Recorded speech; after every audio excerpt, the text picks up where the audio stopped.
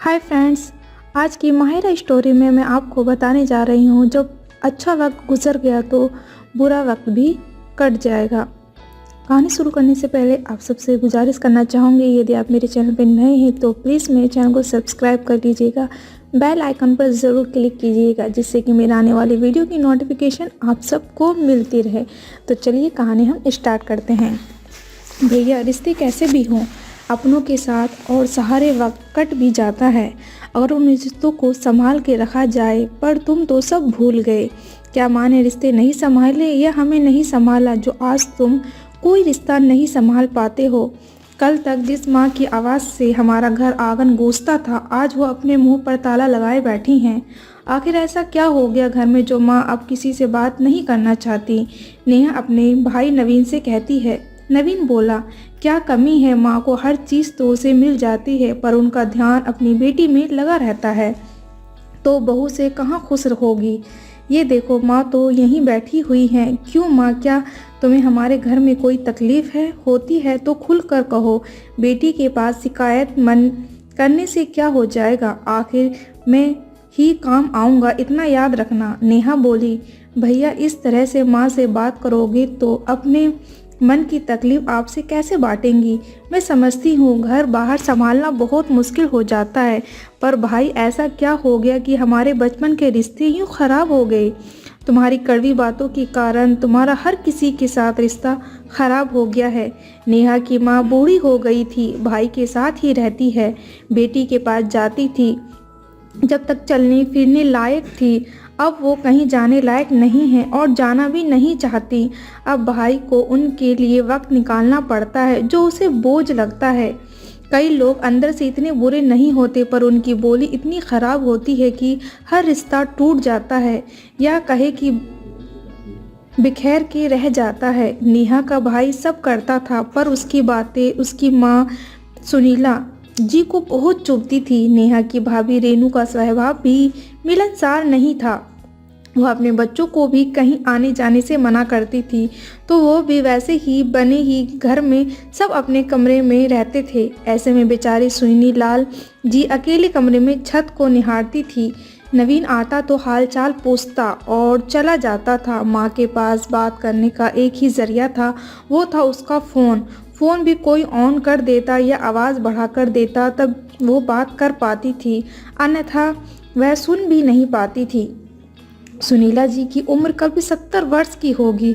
उनके पति किशोर बाबू की उम्र उनसे 2 साल ज़्यादा थी। उन्हीं के सहारे वह थोड़ा बहुत इधर उधर चलती फिरती थी। दोनों दंपति एक दूसरे का हाथ पकड़कर घर में ही टहल रहे थे।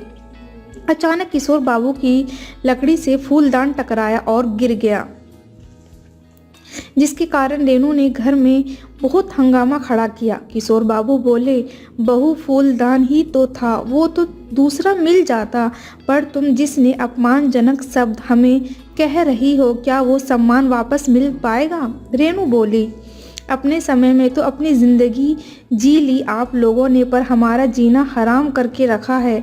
अरे जब चलने फिरने में दिक्कत होती है तो क्यों घर में घूमते फिरते हो? एक जगह रहिए, कुछ न कुछ आप लोग तोड़ते फोड़ते रहते हैं। आने दीजिए, आपके बेटे को कहूँगी आपको घुमा कर लाए, कम से कम घर का सामान तो नहीं टूटेगा। इतना कहकर रेनू चली गई। सुनीला जी बोली, सुनिए, मुझे नहीं घूमना, मुझे एक जगह बैठने दीजिए, मेरी वजह से आपको भी 4 बातें सुनने को मिलती है। किशोर बाबू बोले, एक समय था इस घर में तुम्हारे मायके के लोग आते जाते रहते थे, वो कितना चहल पहल होता था। अब तो तुम्हारे बेटे बहू के व्यवहार के कारण कोई नहीं आता। दोनों उदास अपने कमरे में बैठे रहे कि बेटा आएगा तो 2 बातें करेगा।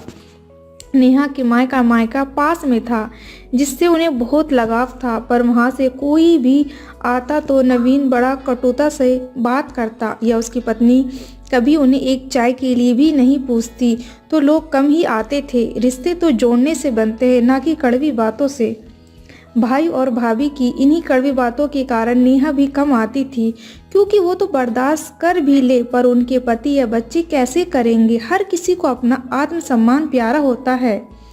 नवीन घर आया तो रेनू ने कहा, अब बस बहुत हो गया, आज आपको फैसला करना होगा कि आपको आपके माता पिता चाहिए, पत्नी और बच्चे, या तो आप उनके रहने की व्यवस्था कहीं और कर दो या फिर हम कहीं और चले जाते हैं। नवीन बोला, आखिर हुआ क्या? रेनू बोली, पूरे दिन घर में घूमते रहते हैं और कुछ न कुछ तोड़ते फोड़ते रहते हैं।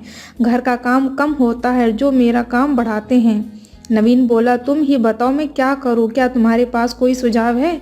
रेनू बोली, मैंने कई वृद्ध आश्रम के बारे में सुना है जहाँ कुछ पैसे देकर लोग अपने माँ बाप को छोड़ देते हैं और उनकी अच्छी सेवा वहाँ होती है।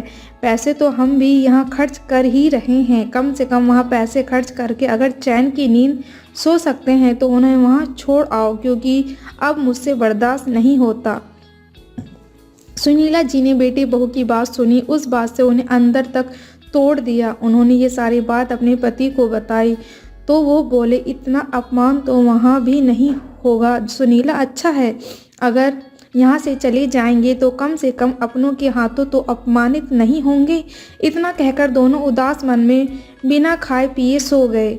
एक रोज बेटी से बात हुई तो माँ ने जो बात कही उससे बेटी के अंदर तक दर्द हुआ। बेटी को समझाते हुए सुनीला जी बोली, बेटा तुम्हारा भाई कहता है और उसकी पत्नी थक गए हैं हमारी सेवा करके, इसी कारण से अब मैं पानी भी कम पीती हूँ ताकि मुझे बाथरूम कम जाना पड़े। नेहा माँ की बातें सुनकर हैरान थी और सोचने पर मजबूर थी, क्या बच्चे ऐसा भी कर सकते हैं? नेहा बोली, माँ बाप लोग हमारे पास क्यों नहीं आ जाते? क्योंकि मैं यहाँ सबको छोड़कर तो नहीं आ सकती, पर आप दोनों तो मेरे पास रह सकते हैं। माँ बोली, नहीं बेटा, अगर मुझे वहाँ कुछ हो गया तो तुम अपने भाई को जानती हो, वो तुम्हें बहुत सुनाएगा, जो मैं नहीं चाहती। शायद ईश्वर ने हमारे लिए कुछ और सोच रखा है, कहीं न कहीं तो हमारे रहने की व्यवस्था हो रही होगी जहां हम सम्मान से मर सकेंगे। तुम हमारी चिंता मत करो। माँ की बातों में कितना दर्द था नेहा महसूस कर सकती थी। नेहा की माँ का स्वभाव इतना अच्छा था कि हर कोई उन्हें प्यार करता था, क्योंकि वह हर किसी के साथ बनाकर रखती थी। पर बेटी की कड़वी बातें और उनके स्वभाव के कारण उससे मिलने भी कम ही लोग आते थे। एक रोज अपनी बातों से नेहा माँ को खुश करने की कोशिश कर रही थी तो भाई ने पीछे से बोला, मीठी बातों से पेट नहीं भरता, दूर से सब आसान लगता है, करके देखो तो पता चलेगा। नेहा बोली, भाई मेरी भी सास है और जो मेरे साथ ही रहती है, और उनसे कैसे बात करनी चाहिए, रिश्तों को कैसे जोड़ना होता है, ये माँ ने ही मुझे सिखाया था, पर तुम भूल गए, क्योंकि कड़वी बातों से रिश्ते बनते नहीं, टूट जरूर जाते हैं। एक शाम नवीन ने माता पिता को बोला, बहुत दिनों से आप दोनों घर से निकले नहीं। बगल के शहर में एक बहुत सुंदर मंदिर है जहाँ कई वृद्ध लोग अपने स्वस्थ शरीर की कामना के लिए जाते हैं, तो मैंने आप लोगों को टिकट ले लिया है। ऑफिस में भी 2 दिन की छुट्टी है, चलिए वहाँ आपको घुमाकर लाता हूँ। माँ ने यह सुनकर बहुत खुशी हुई। वहीं पिता को आश्चर्य हुआ कि जो बेटा पिछले 5 साल से हाथ पकड़कर बाहर नहीं ले गया, वह दूसरे शहर ले जा रहा है। फिर भी उम्मीद पर दुनिया टिकी रहती है। कुछ अच्छा होने की उम्मीद सोचकर दोनों उसके साथ हो लिए। सुनीला जी बोली, क्या बहू और बच्चे नहीं जाएंगे? नवीन बोला, माँ अब आप दोनों को संभालूंगा या बीवी और बच्चों को संभालूंगा, दोनों में से किसी एक को ही चुनना होगा। तो देखिए मैंने आपको चुना है, आप देर मत कीजिए, चलिए। इतना कहकर दोनों की गाड़ी में बिठाया और निकल गया। करीब 4 घंटे बाद नवीन अपनी मंजिल पर पहुंचा। कागजी कार्रवाई और दोनों एक कमरे में बैठाया और बोला, ये आपका सारा सामान है और कुछ पैसे हैं, जब भी कुछ ज़रूरत हो आप इन लोगों को कहिएगा। सुनीला जी बोली, बेटा क्या तुम हमारे साथ नहीं रुकोगे? नवीन हड़बड़ा कर बोला, मैं रात के खाने की व्यवस्था करके आता हूँ। करीब 1 घंटे हो गए। जब नवीन आया तो सुनीला जी को उनकी चिंता होने लगी। कैलाश बाबू बोले, तुम चिंता मत करो, मैं नीचे मैनेजर से पूछ कर आता हूँ।